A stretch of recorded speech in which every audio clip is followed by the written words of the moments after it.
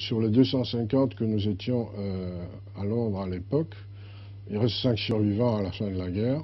5. Oui, de cela. Et j'ai vu là une jeunesse absolument splendide, la jeunesse anglaise à laquelle s'étaient joints les éléments de la jeunesse française, polonaise, tchécoslovaque, yougoslave, grecque, hollandaise, formaient ces escadrilles où ils partaient dans le ciel seuls contre je ne sais combien, et luttaient pour sauver, littéralement pour sauver l'Angleterre et pour sauver la civilisation.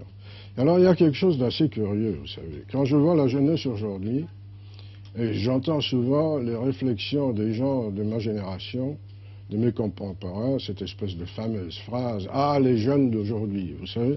Mais les jeunes d'aujourd'hui, ce sont les mêmes que ceux qui ont sauvé l'Angleterre et qui ont sauvé le monde en 40. Et je dirais même qu'ils étaient probablement plus pourris, si on peut parler de pourriture, que ceux d'aujourd'hui. Et je peux le prouver. Je crois que je peux le prouver.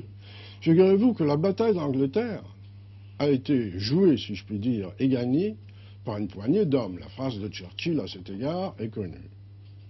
Mais ceux qui ont défendu l'ordre, la plupart, étaient ceux qui avaient tout simplement les moyens de s'offrir une licence de pilote en 1938-37 et d'être prêts en 1939. C'était des fils à papa, c'était des playboys, c'était des blousons dorés, c'était l'équivalent de ceux qui traînent aujourd'hui dans les boîtes de nuit ou au volant de voitures puissantes. Il y avait parmi eux tous les éléments, je les ai souvent vus de mes yeux, tous les éléments de ce qu'on appelle la décadence chez les jeunes. Eh bien, lorsque le danger est arrivé, lorsque le péril les a regardés mortellement dans les yeux, ils ont fourni une de ces poignées de héros, encore un mot démodé. Mais vous êtes un héros, vous?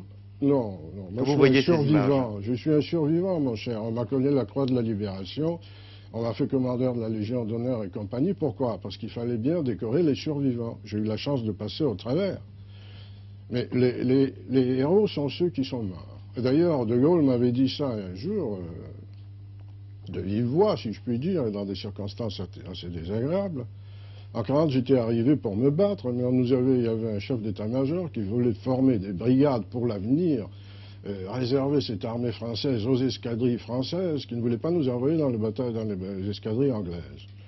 J'avais protesté. Et finalement, à force de protester, et beaucoup plus que protester, puisqu'on m'avait accusé, non à tort, d'avoir voulu éliminer physiquement le chef d'état-major en l'air. Et enfin, bon, je le raconte assez sincèrement dans La nuit sera calme. J'ai été sommé de me présenter devant le général. Et pour parler au nom de quelques-uns de Gaulle. Oui, au nom de quelques-unes de ces têtes brûlées. Et le général m'a donné l'autorisation de partir dans une escadrille anglaise. Je n'y suis d'ailleurs pas allé, on a aussitôt formé le groupe Lorraine. Et il m'a dit, au moment où je partais, il m'a dit cette phrase qui peut paraître aujourd'hui absolument vache, allez-y et n'oubliez pas de vous faire tuer. Bon, je salue, je claque le talon, ça se faisait à l'époque, je vais jusqu'à la porte, et en ce moment, il a été pris de remords. Et alors, il s'en est tiré par une vacherie supplémentaire. Il m'a dit, d'ailleurs, il ne vous arrivera rien. Il n'y a que les meilleurs qui se font tuer. Et il avait parfaitement raison. Alors, c'est pour répondre à votre question, je n'ai pas été tué, je ne suis pas parmi les meilleurs. Les héros, ce sont ceux qui sont restés.